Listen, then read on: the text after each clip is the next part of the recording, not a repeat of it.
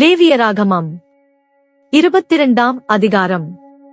பின்னும் கர்த்தர் மோசேயை நோக்கி, இஸ்ரவேல் புத்திரர் எனக்கென்று நியமித்துச் செலுத்துகிற பரிசுத்த வஸ்துக்களை குறித்து ஆரோனும் அவன் குமாரரும் என் பரிசுத்த நாமத்தை பரிசுத்த குலைச்சலாக்காதபடிக்கு எச்சரிக்கையாய் இருக்க வேண்டும் என்று அவர்களோடே சொல். நான் கர்த்தர். அன்றியும் நீ அவர்களை நோக்கி, உங்கள் தலைமுறைகளிலுள்ள சந்ததியாரில் எவனாகிலும் தான் தீர்க்கப்பட்டிருக்கும் போது இஸ்ரவேல் புத்திரர் கர்த்தருக்கு நியமித்துச் செலுத்துகிற பரிசுத்தமானவைகள் அண்டையில் சேர்ந்தால் அந்த ஆத்துமா என் சந்நிதியில் இராதபடிக்கு அறுப்புண்டு போவான் என்று சொல். நான் கர்த்தர். ஆரோனின் சந்ததியாரில் எவன் குஷ்டரோகியோ எவன் பிரமியமுள்ளவனோ அவன் சுத்தமாகும் மட்டும் பரிசுத்தமானவைகளில் புசிக்கலாகாது. பிணத்தினாலே தீட்டானவைகளில் எதையாகிலும் தொட்டவனும் இந்திரியங்களிழந்தவனும் தீட்டுப்படுத்துகிற யாதொரு ஊரும்பிராணியாகிலும் தீட்டுள்ள மனிதனையாகிலும் தொட்டவனும் சாயங்காலம் மட்டும் தீட்டுப்பட்டிருப்பான். அவன் ஜலத்தில் ஸ்நானம் பண்ணும் வரைக்கும் பரிசுத்தமானவைகளில் புசிக்கலாகாது. சூரியன் அஸ்தமித்த பின்பு சுத்தமாயிருப்பான். அதன் பின்பு அவன் பரிசுத்தமானவைகளில் புசிக்கலாம். அது அவனுடைய ஆகாரம். தானாய் செத்ததையும் பீருண்டதையும் அவன் புசிக்கிறதுனாலே தன்னை தீட்டுப்படுத்தலாகாது. நான் கர்த்தர். ஆகையால் பரிசுத்தமானதை அவர்கள் பரிசுத்த குலைச்சலாக்குகிறதுனாலே பாவம் சுமந்து அது நிமித்தம் சாகாதபடிக்கு என் கட்டளையை காக்க கடவர்கள். நான் அவர்களை பரிசுத்தமாக்குகிற கர்த்தர். அந்நியன் ஒருவனும் பரிசுத்தமானவைகளில் புசிக்கலாகாது. ஆசாரியன் வீட்டில் தங்கியிருக்கிறவனும் கூலி வேலை செய்கிறவனும் பரிசுத்தமானதில் புசிக்கலாகாது. ஆசாரியனால் பணத்துக்கு கொல்லப்பட்டவனும் அவன் வீட்டிலே பிறந்தவனும் அவனுடைய ஆகாரத்தில் புசிக்கலாம்.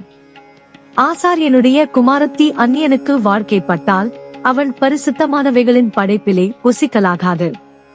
விதவையாய் போன அல்லது தள்ளப்பட்டவான ஆசாரியனுடைய குமாரத்தி பிள்ளை இல்லாதிருந்து தன் தகப்பன் வீட்டில் தன்னுடைய இளவயதில் இருந்தது போல திரும்ப வந்து இருந்தாளேயாகில் அவள் தன் தகப்பன் ஆகாரத்தில் புசிக்கலாம்.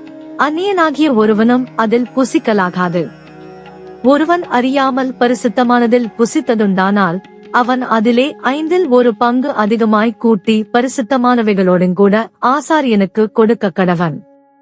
அவர்கள் கர்த்தருக்கு படைக்கிற இஸ்ரவேல் புத்திரருடைய பரிசுத்தமானவைகளை பரிசுத்த குலைச்சலாக்காமலும் அவைகளை புசிக்கிறதுனால் அவர்கள் மேல் குற்றமான அக்கிரமத்தை சுமர பண்ணாமலும் இருப்பார்களாக.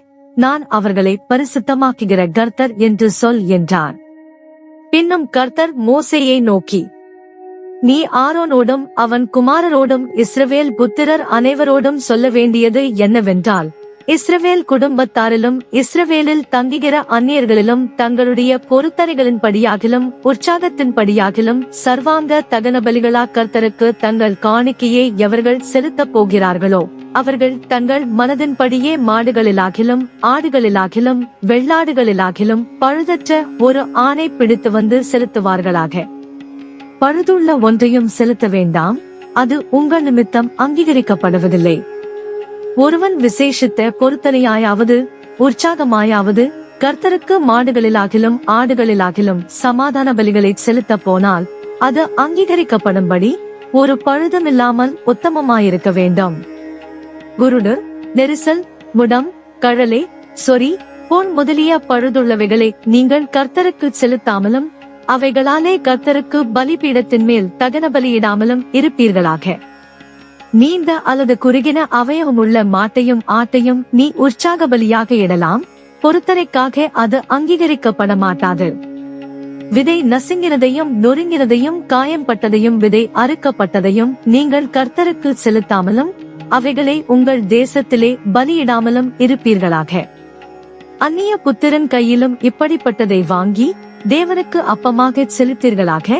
அவைகளின் கேடும் பழுதும் அவைகளில் இருக்கிறது. அவைகள் உங்களுக்காக அங்கீகரிக்கப்படுவதில்லை என்று சொல் என்றார். பின்னும் கர்த்தர் மோசேயை நோக்கி, ஒரு கன்றாவது செம்மறியாட்டுக்குட்டியாவது வெள்ளாட்டுக்குட்டியாவது பிறந்தால் அது 7 நாள் தன் தாயினிடத்தில் இருக்க கடவது. 8ஆம் நாள் முதல் அது கர்த்தருக்கு தகன பலியாக அங்கீகரிக்கப்படும். பசுவையும் அதன் கன்றையும் ஆட்டையும் அதன் குட்டியையும் ஒரே நாளில் கொல்ல வேண்டாம். கர்த்தருக்கு ஸ்தோத்திர பலியை செலுத்துவீர்களானால் மனப்பூர்வமாய் அதை செலுத்துவீர்களாக. அந்நாளிலேதான் அது புசிக்கப்பட வேண்டும். விடியற்காலம் மட்டும் நீங்கள் அதில் ஒன்றும் மீதியாக வைக்க வேண்டாம். நான் கர்த்தர். நீங்கள் என் கட்டளைகளை கைக்கொண்டு அவைகளின்படி செய்ய கடவீர்கள். நான் கர்த்தர். என் பரிசுத்த நாமத்தை பரிசுத்த குலைச்சலாக்காதிருப்பீர்களாக. நான் இஸ்ரவேல் புத்திரர் நடுவே பரிசுத்தர் என்று மதிக்கப்படுவேன். நான் உங்களை பரிசுத்தமாக்குகிற கர்த்தர். நான் உங்களுக்கு தேவனாயிருப்பதற்காக உங்களை எகிப்து தேசத்திலிருந்து புறப்பட பண்ணினேன். நான் கர்த்தர் என்று சொல் என்றார்.